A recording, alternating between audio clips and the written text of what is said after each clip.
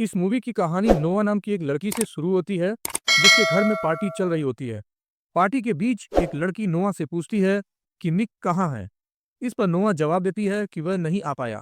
तभी नोआ के पिता बताते हैं कि निक सैन फ्रांसिस्को में लॉ फर्म में इंटर्नशिप कर रहा है। इसके बाद नोआ की एक दोस्त उसे अपने साथ चलने और एक बेहतरीन वाइन पिलाने का ऑफर देती है। फिर वही दोस्त नोआ से पूछती है, क्या तुम कल पार्टी में आओगी? नोआ जवाब देती है कि वह नहीं आ पाएगी, क्योंकि अगले दिन उसके पिता की मौत को 1 साल पूरा हो जाएगा। यह सुनकर उसकी दोस्त कहती है, तुम बिल्कुल भी मत रोना, वह इसी लायक थे।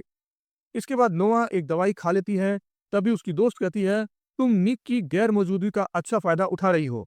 अचानक नोआ को निक की गाड़ी की आवाज सुनाई देती है और वह तुरंत उससे मिलने के लिए बाहर भागती है। जैसे ही वे मिलते हैं, दोनों एक दूसरे को किस करते हैं और वहीं इंटीमेट हो जाते हैं। लेकिन उनकी इस प्राइवेट मोमेंट को उनके माता पिता भी देख रहे होते हैं। निक फिर नोआ को एक खूबसूरत नेकलेस गिफ्ट करता है और उसे उसके 18वें जन्मदिन की बधाई देता है। नोआ खुशी खुशी कहती है, यह नेकलेस वाकई बहुत सुंदर है। अगले दिन नोआ और निक अपने दोस्त के साथ बीच पर पार्टी करते हैं। इसी दौरान निक का एक दोस्त कहता है, असल जिंदगी तो वो जी रहे हैं जो कॉलेज में है। निक जवाब देता है, हम भी तो अपनी जिंदगी को एंजॉय कर रहे हैं। इस पर उसका दोस्त कहता है, लेकिन वो लड़कियां अपनी उम्र के लड़कों के बीच कॉलेज में होंगी और हम यहाँ काम में फंसे हैं। निक मुस्कुराते हुए कहता है, तू टेंशन मत ले, कॉलेज के लड़के तो चोमू होते हैं। इसके बाद निक का वही दोस्त लूका से मिलने के लिए जेल जाता है। वह लूका से कहता है, मुझे अब ये गैरेज चलाना बहुत मुश्किल लग रहा है। हर कोई तुम्हारे बारे में पूछता है और जब भी तुम नहीं होते तो गाड़ियां कहीं और ले जाई जाती हैं। गैरेज का किराया भी बढ़ गया है और अब लगता है कि इसे हमें बंद करना पड़ेगा।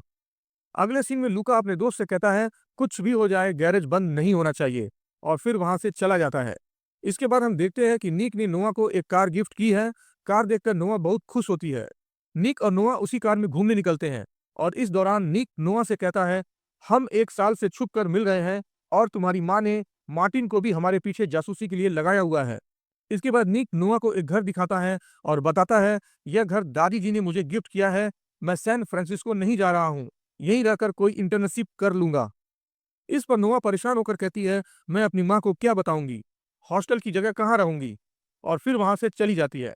बाद में नोआ की माँ उसे अपार्टमेंट दिखाने ले जाती है, जहां नोआ की मुलाकात उसकी कॉलेज क्लासमेट ब्रायर से होती है। ब्रायर अपना परिचय देते हुए कहती है कि वह भी इसी अपार्टमेंट में रहती है। अगले दिन निक के पिता उसे सोफिया से मिलाते हैं और कहते हैं, यह तुम्हारी इंटर्नशिप में मदद करेगी। निक सोफिया से पूछता है, क्या तुम मिनिस्टर की बेटी हो? इस पर सोफिया जवाब देती है, मैं यहाँ अपनी मेहनत के दम पर आई हूँ और तुम्हारे बारे में मुझे सब पता है। इसी बीच नोआ की माँ उसे निक और नोआ की एक फोटो दिखाकर कहती है, तुम्हें लगता है कि निक ने गैर कानूनी लड़ाई और रेस छोड़ दी है? नोआ आत्मविश्वास से जवाब देती है, निक मुझसे प्यार करता है, इसलिए उसने ये सब छोड़ दिया है। लेकिन उसकी माँ गुस्से में कहती है, मेरे घर में यह सब नहीं चलेगा। इस पर नोआ अपनी अपार्टमेंट में चली जाती है, जहां ब्रायर पार्टी कर रही होती है। ब्रायर नोआ को ड्रिंक ऑफर करती है। तभी एक हैंडसम लड़का अपनी जैकेट लेने आता है। अगले दिन निक के पिता अपनी पत्नी से कहते हैं, उन दोनों के बीच जबरदस्त केमिस्ट्री दिख रही है। शाम को निक की असली माँ उससे मिलने आती है, लेकिन निक गुस्से में कहता है, मुझे आपसे कोई बात नहीं करनी, और वहां से चला जाता है। घर पहुंचकर निक नोआ से कहता है, माँ अपने बेटे को छोड़कर कैसे रह सकती है? 10 साल तक उन्हें मेरी याद नहीं आई।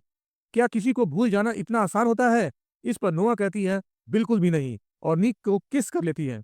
इसके बाद वो दोनों इंटीमेट हो जाते हैं। थोड़ी देर बाद ब्रायर वहां आती है, जिससे निक वहां से चला जाता है। निक को उसके दोस्त लायन का फोन आता है। लायन घबरा कर कहता है, मुझसे बहुत बड़ी गलती हो गई है।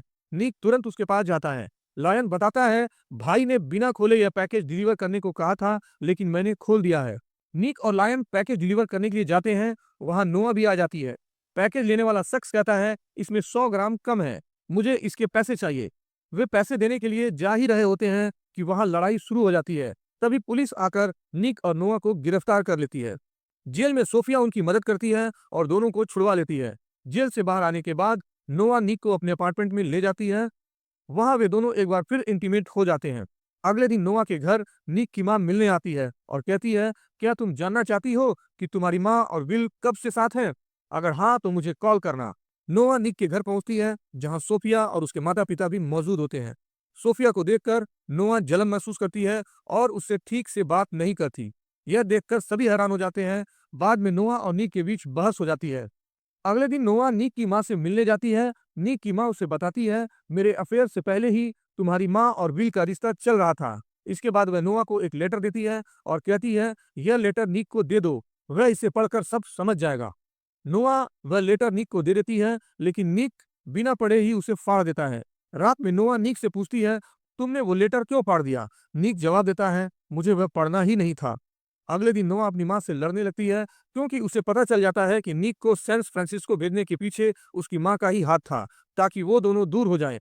उसी रात माइकल नोआ के करीब आने की कोशिश करता है, लेकिन तभी नीक वहां आ जाता है और माइकल तुरंत वहां से चला जाता है। इसके बाद नोआ और नीक के बीच बहस हो जाती है और नोआ ब्रेक लेने का फैसला करती है। निक नोआ से कहता है, मुझे लंदन में एक अच्छी जॉब ऑफर हुई है और तुम्हारे पास सिर्फ 1 हफ्ता है सोचने के लिए।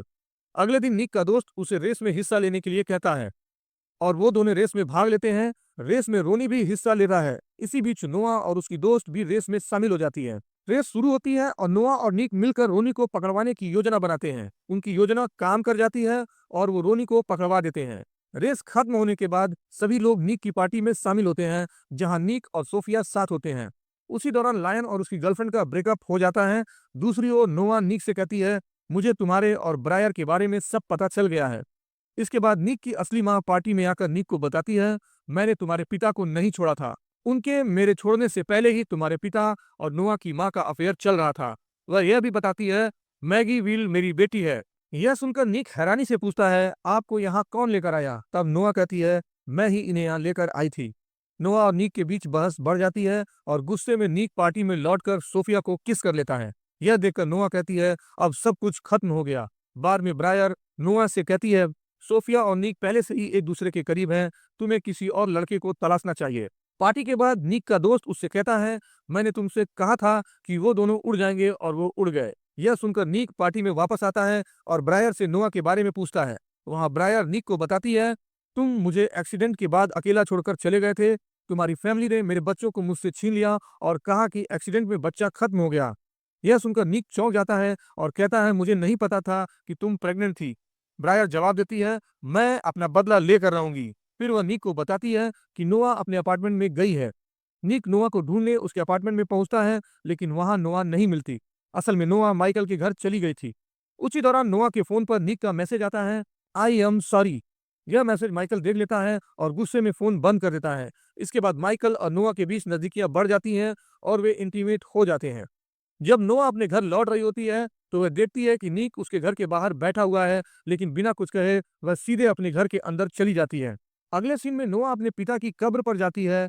जब वह वहां से जाने लगती है, तो उसकी नजर फूलों के पीछे लिखे एक संदेश पर पड़ती है, मैं अंधेरे में हमेशा तुम्हारी रोशनी बनूंगा, तुम्हारा नीक। यह भावुक पल नोआ को झकझोर देता है और यहीं पर मूवी खत्म हो जाती है। तो दोस्तों, आपको ये मूवी कैसी लगी हमें कमेंट बॉक्स में जरूर बताएं और हमारे इस चैनल को सब्सक्राइब करना बिल्कुल न भूलें। मिलते हैं दोस्तों किसी नेक्स्ट मूवी के एक्सप्लेनेशन में। तब तक के लिए अलविदा, जय हिंद।